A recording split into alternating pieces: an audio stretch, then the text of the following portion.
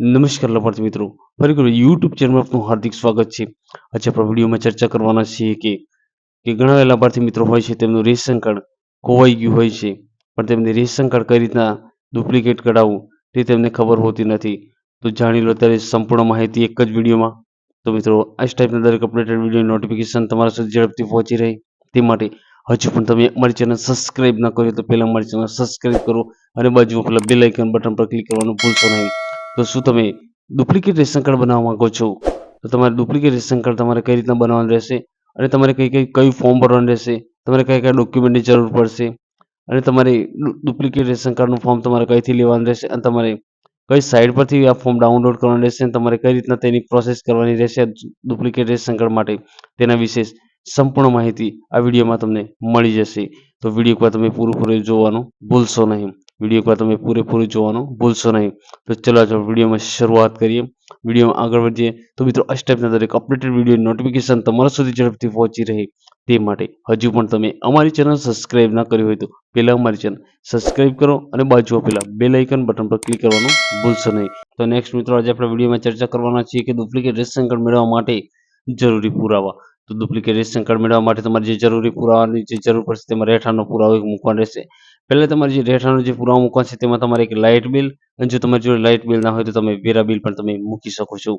બીજા નંબર જે પુરાવો છે, ઓળખ કાર્ડનો પુરાવો તમારે મૂકવાનો રહેશે. ઓળખ કાર્ડના પુરાવામાં તમે ડ્રાઇવિંગ લાઇસન્સ પણ તમે મૂકી શકો છો. જો ડ્રાઇવિંગ લાઇસન્સ નહીં મૂકો તો તમે આધાર કાર્ડ પણ તમે મૂકી શકો છો. આ બંનેમાંથી તમારે એક પુરાવો ઓળખનો પુરાવો તમારે મૂકવાનો રહેશે. અને જે સૂચના આપવામાં આવી છે કે સેવા માટે જરૂરી પુરાવા, સેવા માટે જરૂરી જે પુરાવામાં જે વાત કરવામાં આવી છે કે ખરાબ થઈ ગયેલના કિસ્સામાં ઓરિજિનલ રેશન કાર્ડની તમારી ઓરિજિનલ રેશન કાર્ડ તમારે કોપી મૂકવાની રહેશે. તો આમાં જે નીચે સૂચના આપવામાં આવી છે કે ફોર્મ ક્યાં મળશે અને અરજી ક્યાં કરવી, એટલે કે તમને ફોર્મ તમારે ક્યાંથી મેળવવાનું રહેશે અને તમારે અરજી ક્યાં કરવાની રહેશે તેના વિશે જે નીચે જે સૂચનાઓ જે આપવામાં આવી છે તે પુરવઠા વિભાગની ઝોન કચેરી, ઝોન કચેરી તથા મામલતદારશ્રીની કચેરી તથા તાલુકા વિકાસ અધિકારીની કચેરી અથવા ડિજિટલ વેબસાઇટ પરથી આવેદન કરી શકો છો. એટલે કે જે ડિજિટલ જે ગુજરાત છે તે વેબસાઇટ પરથી તમે એપોઇન્ટમેન્ટ લઈ શકો છો, એટલે કે આવેદન તમે કરી શકો છો, અરજી કરી શકો છો. જે આના માટે જે ડુપ્લિકેટ રેશન કાર્ડ માટે તમે અરજી કરી શકો છો અને ફોર્મ ડાઉનલોડ કરવા માટે જે નીચેની દર્શાવેલી લિંકનો ઉપયોગ કરીને તમે જે આ રેશન કાર્ડ માટેનું ફોર્મ તમે ડાઉનલોડ કરી શકો છો. તેમાં જેવું તમે જે લિંક છે, તો તમારે જે ફોર્મ ડાઉનલોડ કરવા માટે જે વિડીયોની નીચેની ડિસ્ક્રિપ્શનમાં લિંક મોકલી છે તે વિડીયોની ડિસ્ક્રિપ્શનમાં જઈને આ લિંક પર ક્લિક કરીને તમે તમારું ફોર્મ ડાઉનલોડ કરી શકો છો. જેવું તમે ફોર્મ ડાઉનલોડ કરવા નીચેની લિંક પર તમે ક્લિક કરશો એટલે કે નમૂના 9 નંબરનું ફોર્મ ખુલશે. તેમાં જે આપવામાં આવ્યું છે કે ડુપ્લિકેટ રેશન કાર્ડ મેળવવા માટેનું ફોર્મ, તેમાં જે આપેલું છે પ્રતિ મામલતદારશ્રી, ઝોન ઓફિસરશ્રી અને તાલુકો ઝોન, તમારે જે તાલુકો લાગતો તાલુકો તમારે લખવાનો છે અને આ જગ્યાએ તમારે જિલ્લો લખવાનો છે. નીચે અરજદારનું નામ જે તે હોય, જે રેશન કાર્ડ જે મેન અરજદારનું જે તે નામ હોય તે અરજદારનું નામ તમારે લખવાનું રહેશે અને જે જૂના બારકોડ રેશન કાર્ડ નંબર આ જગ્યા પર રેશન કાર્ડ નંબર ટાઈપ કરવાનો રહેશે, એટલે કે રેશન કાર્ડ નંબર તમારે આ જગ્યા પર લખવાનો રહેશે. ત્યારબાદ તમારા જે ઘરનું નામ તમારું જે હોય છે, તમારું ઘરનું જે સરનામું, ઘર નંબર જે સરનામું તે તમારે લખવાનું રહેશે. આ જગ્યા પર શેરીમાં તમારી જે પણ તમારી શેરી લાગતી તે શેરી તમારે લખવાની રહેશે. આ જગ્યા પર તમારે શહેરનું નામ અથવા ગામનું નામ, તમારું ગામનું નામ હોય તો ગામનું નામ લખવાનું છે, શહેરનું નામ હોય તો શહેરનું નામ લખવાનું છે. આ જગ્યાએ વોર્ડ નંબર તમારું જે લાગતું તે વોર્ડ નંબર તમારે લખવાનું છે. આ જગ્યા પર તમારે જે ખાલી જગ્યા તમારો પિનકોડ નંબર જે તમારા ગામનો લાગતો તે તમારે લખવાનું છે. આ જગ્યાએ તમારો મોબાઈલ નંબર જે હોય તો તમારો મોબાઈલ નંબર તમારે લખવાનો છે તમારે. અને આ જગ્યાએ ચૂંટણી કાર્ડ નંબર, આ જગ્યા પર તમારે ચૂંટણી કાર્ડ નંબર લખવાનો છે. આ જગ્યાએ તમારો આધાર કાર્ડ નંબર લખવાનો છે. અને આ જગ્યા પર જે આપવામાં આવે છે કે નીચે જણાવ્યા મુજબના કારણોસર મારે સદરહુ કાર્ડના બદલામાં નવું ડુપ્લિકેટ રેશન કાર્ડ જોઈએ છે, તો તે આપવા વિનંતી કરું છું. આ ડુપ્લિકેટ બારકોડ રેશન કાર્ડ માટે નિયમ અનુસાર ફી ભરવાના સહમત છું. તમારે જે રીતના જો તમારે રેશન કાર્ડ પલળી ગયું એટલે પલળી ગયું અને બીજાઈ ગયું હોય તો તમારું જે ફાટી ગયું હોય તમારે એક નંબર ક્લિક કરવાનો છે.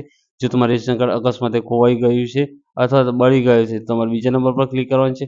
અને અન્ય કારણોસર જો તમારે રેશન કાર્ડ અન્ય કારણોસર એટલે દર્શાવવું હોય તો તમે આ ત્રીજો નંબર તમે સિલેક્ટ કરી શકો છો. ઉપર મુજબની વિગતે કાર્ડ ન હોવાથી મને નવું ડુપ્લિકેટ બારકોડ રેશન કાર્ડ આપવા વિનંતી છે. આજે એકવાર અરજદારની સહી, એટલે કે જો અરજદાર સહી કરતા તમારે અરજદાર સહી કરતા સહી કરવાની રહેશે અને અરજદાર અંગૂઠો કરતા અંગૂઠો કરવાનો રહેશે. અરજદારનું નામ, જે તે અરજદાર હોય તેનું આ પૂરું નામ તમારે લખવાનું રહેશે. આ જગ્યા પર જે આપવામાં આવે છે કે તો નીચે જે અરજદાર સહી કરે છે તેમાં એક સંમતિ આપવામાં આવે છે કે હું અરજદાર મારા ધર્મના સોગંદ ઉપર પ્રતિજ્ઞાપૂર્વક એકરાર કરી આપી જણાવું છું કે ઉપર દર્શાવેલ વિગતો સાચી છે અને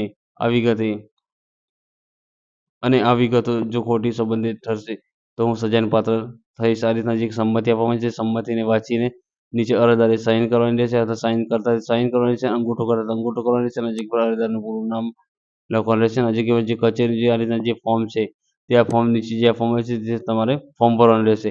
ફોર્મ ભરીને તમારી જે મામલતદાર કચેરી હોય છે તે મામલતદાર કચેરી તમારે આ ફોર્મ જમા કરવાનું રહેશે. વિડીયો પૂરું જોવા બદલ આભાર મિત્રો. થેન્ક યુ મિત્રો. મિત્રો આ ટાઈપના દરેક અપડેટેડ વિડીયો નોટિફિકેશન તમારા સુધી ઝડપથી પહોંચી રહે તે માટે હજુ પણ તમે અમારી ચેનલ સબસ્ક્રાઇબ ન કરી તો પહેલા અમારી ચેનલ સબસ્ક્રાઇબ કરો અને બાજુમાં પેલા બેલ આઇકન બટન પર ક્લિક કરવાનું ભૂલશો નહીં. ચલો મિત્રો મળીશું ફરી એક નવા વિડીયોમાં. Thank you. આભાર.